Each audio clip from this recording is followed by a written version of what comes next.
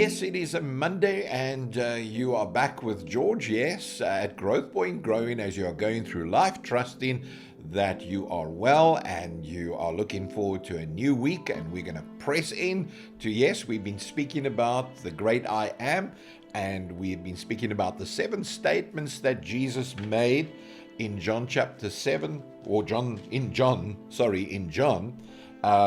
The 7 statements that he made was, I am the bread of life. That was the first statement. I am the light of the world. I am the door. I am the good shepherd. I am the resurrection and the life. I am the way, the truth, and the life. I am the vine. Now, we're going to continue with the rest of the 4 that are remaining, as I covered some last week.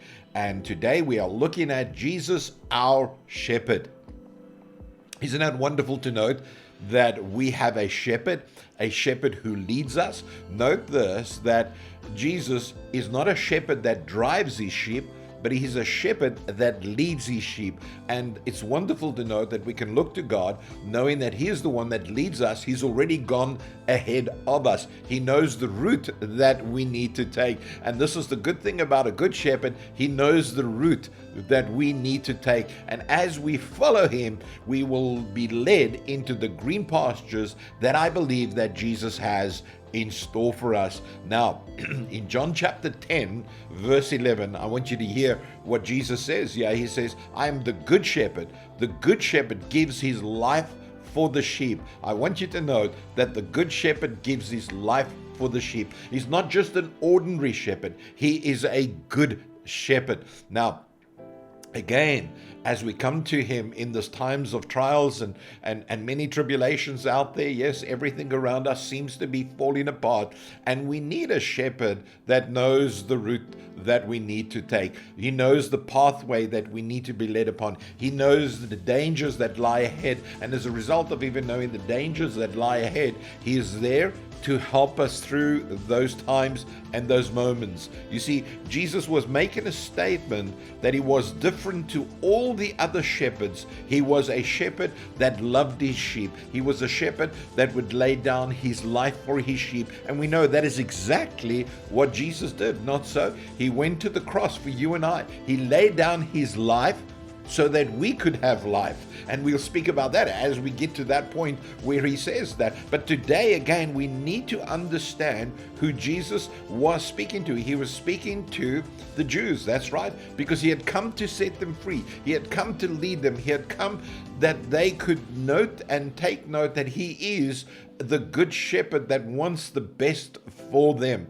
Now, as he was revealing to his audience that he would be a shepherd, that he would die for the sheep, a shepherd that would fight on their behalf. Again, we come back to this and we look at this statement. And when I was doing this, I thought about this. I thought about David, and I thought about the statement that God made about David. And listen to this in 1 Samuel 13, verse 4. He says, a man after God's own heart. Listen to that. A man after God. This is speaking about David, a man after God's own heart. What made David such a man? These are the things that I started to think about, and this is what I had come to. You see, when Samuel was instructed by God to find a new king for Israel, Samuel found David. Remember that? He went in search for this king, and he found him. What was David doing? David was looking after his father's sheep.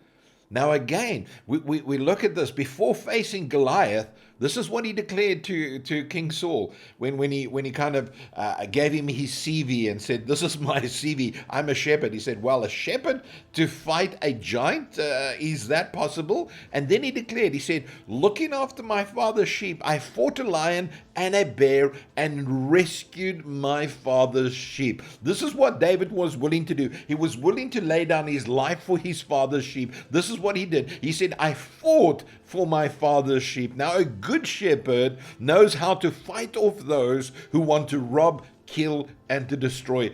Note this, the enemy's agenda is this: to come, to rob, to kill, and to destroy, to remove from you all the blessings that God wants to place upon you. Again, on this Monday, we note this, that Jesus is our good shepherd. And if he is our good shepherd, then he is our protector. Not so, he is our provider. He is the one who gives us peace. And so today, on this Monday morning, I want you to look up and see that your shepherd, your good shepherd, is about to lead you into this week. And my desire is to follow my shepherd wherever he takes me.